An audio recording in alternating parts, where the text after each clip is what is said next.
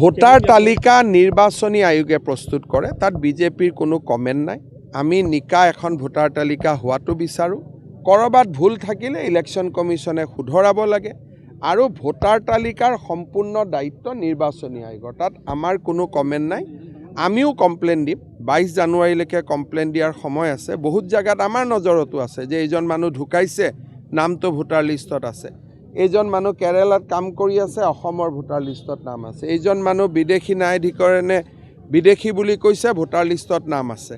গতিকে এভিকশ্যন হোৱা জেগাত তেওঁৰ এতিয়া ঘৰ নাই, কিন্তু তেওঁৰ নামটো ভোটাৰ তালিকাত আছে। গতিকে বিজেপিয়েও ভোটাৰ তালিকাত বিসংগতি দৰ্শাই 22 জানুৱাৰীৰ আগতে আমিও অভিযোগ দিম, কিন্তু সেইটো নিৰ্বাচনী আয়োগৰ ওপৰত অনাস্থা নহয়, নিয়মেই যে আমাৰ খচৰাত ভুল থাকিবই আৰু ভুল সংশোধন কৰিবৰ কাৰণে claims and objection from 6, from 7, from 8। গতিকে এইটো বাতৰি কাকত আৰু টিভিত শুদ্ধ নহ'ব।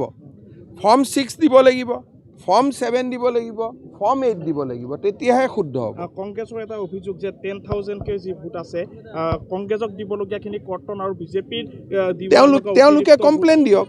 যিখিনি তেওঁলোকে ভাবিছে আমি কৰ্তন কৰিছোঁ, তেওঁলোকে ফৰ্ম 6 দি দিয়ক যে সোমাব লাগে।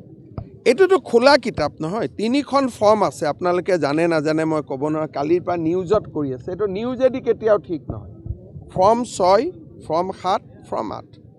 ইভেন টাইটেলৰো যদি ভুল আছে, হিমন্ত বিশ্বাস শৰ্মা হৈ আছে, তাৰো কাৰেকশ্যনৰ কাৰণে ফৰ্ম 6 মই দিব পাৰোঁ।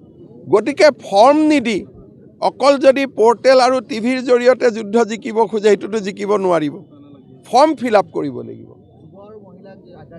সেইটো